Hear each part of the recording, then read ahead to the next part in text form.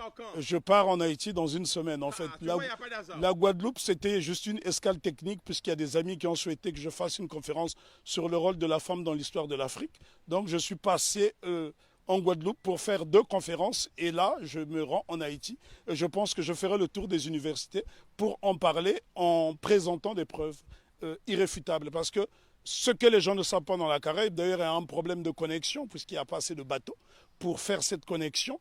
Et si je pense qu'il y avait cette possibilité de se rendre dans différentes îles, le mépris des Haïtiens serait tombé à l'eau. Puisque la Guadeloupe a connu une période de liberté entre 1794 et 1802, mais c'est grâce justement aux Haïtiens.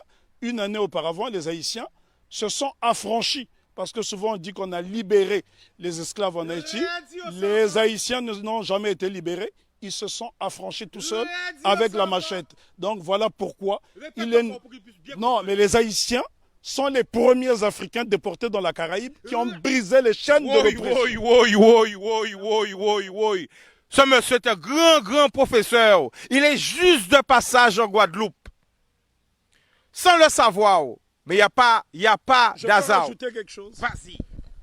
C'est à toi le micro. Nous devons savoir que Haïti a eu pour vocation de libérer toutes les nations opprimées. Ce qu'on ne dit pas assez souvent, lorsque la Grèce a été dominée par les Ottomans, au milieu du 19e siècle, ce sont les Haïtiens, sous la présidence de Jean-Pierre Boyer, qui ont libéré la Grèce. Et ce sont des choses qui n'apparaissent pas dans les manuels scolaires. Une autre information inédite, c'est grâce à la voix d'Haïti que l'État d'Israël a été créé en 1948. Donc ça, ce sont des choses que les gens doivent savoir. Haïti a été le pays le plus démocratique du monde, puisque toute personne qui arrivait sur le sol haïtien était considérée comme nègre. Donc tous les opprimés de la planète trouvaient refuge en Haïti. Et ce pays est devenu aujourd'hui une vitrine effrayante de la pauvreté. Je suis obligé d'insister sur le mot de vitrine parce qu'il a subi un blocus qu'aucune nation n'avait subi. Imaginez-vous qu'une petite île comme Haïti a été victime du syndicat des empires coloniaux qui était constitué du Danemark, de la France, de l'Espagne, de l'Angleterre, des États-Unis d'Amérique, de la Hollande, de la Suède, parce que toutes ces nations ne voulaient pas voir une nation indépendance nègre. Et souvent on dit de Haïti que ça a été la première république nègre. Non, Haïti n'a jamais été une première république nègre, ça a été un empire africain reconstitué, puisque l'empereur Jean-Jacques Dessalines va se faire couronner empereur Jacques Ier. Donc c'est la noblesse africaine. Attends, parce que là, je pense qu'ils ont trop d'informations. Je vais finir par me mettre en transe. Non, mais c'est important parce que nous avons une méconnaissance de notre histoire. Et c'est pour ça que je suis venu jusqu'à Bastère. Bon, les gens de Bastère n'aiment pas ça. Mais pourquoi je suis dit Bastère, c'est loin? Bastère, c'est pas loin. Mais on a du mal des fois, nous, en grande terre, à la Bastère. Et comme j'ai su que tu étais là, j'ai dit non, faut que je me dépasse en personne pour que tu puisses parler. Parce que mon combat, justement, c'est ça. Mon combat à moi, c'est faire un pont entre toute la Caraïbe et Mama Africa. Ben, en tout cas, il y a beaucoup de choses à dire sur Haïti. Haïti est un modèle de fierté et de dignité. Ce sont les Haïtiens qui ont montré à la race noire tout entière ce que c'est que la dignité. Pour la bonne et simple raison, c'est en 93 ans après la révolution de Saint-Domingue, celle-ci va inspirer les Éthiopiens qui vont être conseillés par un digne fils d'Haïti du nom de Benito Sylvain, qui sera élevé au titre de jazz match par l'empereur Ménélique II. Lorsqu'on parle de la bataille d'Adoua, ce qu'on oublie de mentionner, c'est que l'empereur Ménélique II, qui a mis fin à l'impérialisme sur le continent africain, en tout cas c'est lui qui a signé l'acte de décès de l'impérialisme sur le continent africain le 1er mars 1896, 93 ans après la révolution de Saint-Domingue, c'est un Haïtien du nom de Benito Sylvain qui le conseille. Donc ce sont des choses à savoir et à intégrer. Je souffre de voir que les Haïtiens sont la risée du monde dans la Caraïbe, alors qu'ils sont ceux qui nous ont montré la voie de la rédemption. Donc respect, big respect à Haïti. En tout cas, je me sens haïtien. Moi aussi. Alors attention parce que l'émission a tellement lourd. C'est ça, parce que l'émission a tellement lourd qu'elle est obligée de faire pression qui dit comme ça, tellement vérité. Oui, à mon avis, c'est vérité dérangée. Il y a des mauvais esprits qui sont en train de pénétrer la Caraïbe. T'inquiète pas, on va arranger tout ça. Ok, on va arranger tout ça. Salut à Haïti, hein, je suis en Guadeloupe, j'arrive. Voilà, tu vois, je ne sais même pas que tu allais. Voilà, on va arranger tout ça avec la grâce. Ok, eh bien, tout marche bien. Alors, vas-y. Alors, pourquoi justement nous avons, nous, tout près comme ça d'Haïti, on a cette méconnaissance de l'histoire? C'est tout simplement parce qu'on a isolé la Guadeloupe et la Martinique pour ne pas que l'exemple d'Haïti fasse tache d'huile dans la Caraïbe. Voilà la crainte. Parce que Haïti a été une nation prospère. Il faut visiter Haïti pour se rendre compte. Lorsque vous voyez Haïti, Haïti est avant tout le symbole du panafricanisme, puisque le second chef d'État d'Haïti, c'est l'empereur, plutôt le roi Henri Christophe, qui était originaire de Grenade. Donc Haïti a eu pour chef d'État un homme de la Grenade et qui a été l'un des principaux bâtisseurs, qui a créé le Palais de la Monnaie, qui a bâti 15 châteaux, qui a bâti 4 forteresses, notamment la citadelle Henri, qui est le plus grand fort des Amériques. Et ce bâtiment est tellement beau qu'il faut le voir depuis le ciel pour en apprécier, pour apprécier l'ouvrage d'art que c'est. Parce que n'oubliez pas que deux édifices essentiellement ont défié le temps.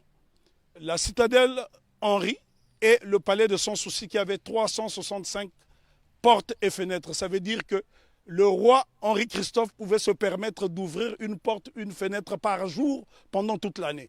Et c'est pour vous dire à quel point, et les architectes étaient tous noirs.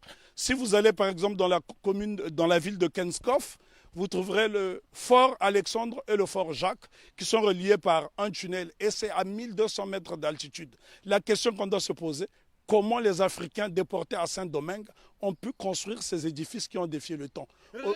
Aujourd'hui, lorsque vous voyez un cyclone dans la Caraïbe, il suffit d'un petit cyclone pour que les maisons s'envolent, alors que les Africains ont fait exploser leur génie pendant la période de captivité. Bien que les Haïtiens se sont affranchis dès 1793, parce qu'il ne faut pas croire à ce que les historiens disent en faisant croire que les Haïtiens ont été libérés. Non. Lorsque les Nègriers sont arrivés, les Haïtiens étaient déjà libres, puisqu'ils avaient lancé ce fameux slogan « Coupez tête, boulet caille ». Et il y a un homme dont on ne parle pas, on parle souvent de Toussaint Louverture, qui fut le plus grand des généraux nègres de tous les temps. On parle de Jean-Jacques Dessalines, je dis béni soit leur nom pour l'éternité, mais seulement il y a un jeune colonel qui s'est battu âprement lors de la bataille de Vertières, c'est Capois-la-Mort, François Capois-la-Mort, qui a défié les canons de l'insolence, les canons de l'arrogance en disant « j'aime la mort ». Et Capois, on le retrouve sur le billet de Sangourde en Haïti. Ce sont là des éléments essentiels que nous devons connaître afin d'aller vers l'émancipation définitive. Alors, en résumé, pour parler d'Haïti. On ne peut pas résumer l'histoire d'Haïti, elle est trop belle, elle est trop grande, elle est trop belle. L'histoire d'Haïti, oui, on ne peut pas résumer l'histoire d'Haïti. Haïti, on doit en parler avec passion.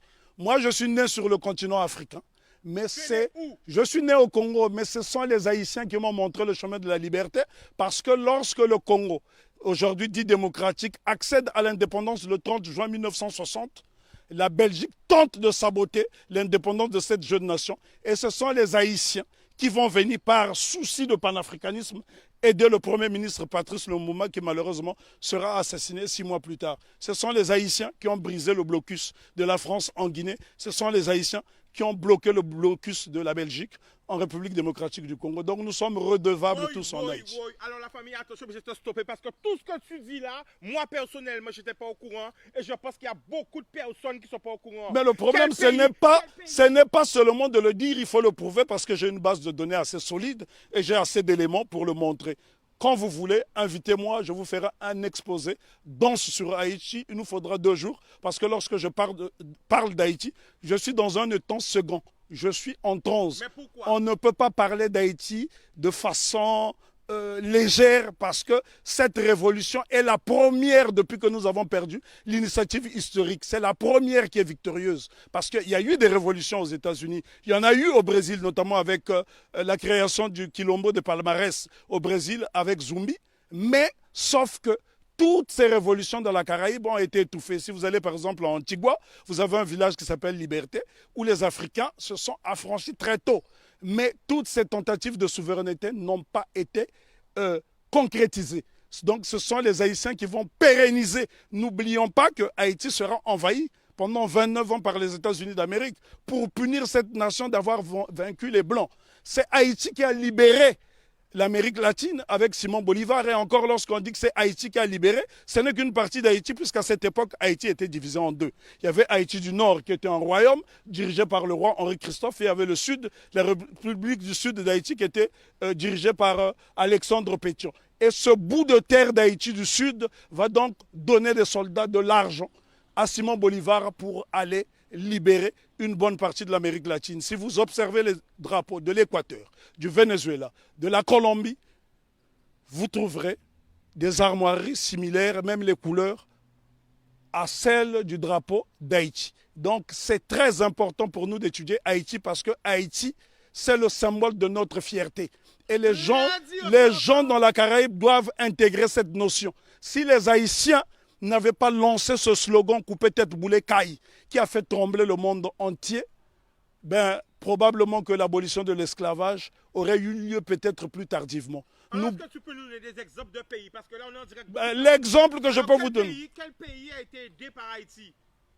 Ben, le Congo, pays dont je suis originaire, la République démocratique du Congo a été aidée par Haïti parce qu'en 80 ans de colonisation belge, les Belges n'ont même pas été fichus de former une dactylographe. Et la première dactylographe qui va dactylographier le discours de Lumumba, c'est Suzanne Peck, qui est la mère de Raoul Peck. Donc Haïti est au cœur de notre émancipation. Haïti a aidé l'Éthiopie, Haïti a aidé la Grèce de se libérer. Là, je vous parle de l'Europe. Haïti a aidé la Guinée. Haïti a toujours été au cœur de notre lutte. L'exemple le plus simple, lorsque vous arrivez à Cuba, sur les bords du Malecón, vous trouverez un grand monument qui est dédié à Antonio Maceo. Très peu de gens connaissent ce héros qu'on appelait à l'époque le Tito de bronze. Lui-même qui est le véritable père de l'indépendance de Cuba. On vous parle souvent de José Marti, mais en vérité le père de l'indépendance de Cuba, celui qui a lancé les hostilités contre les Espagnols, c'est Antonio Maceo. Lui-même a été formé en Haïti. Donc Haïti, si vous allez à Cuba, les Haïtiens sont très respectés. Il y a des localités entières où on trouve des Haïtiens. Il n'y a que dans la Caraïbe francophone où on voit ce mépris. La raison est que Haïti a vaincu le maître. Et quand on a vaincu le maître, les serviteurs finissent par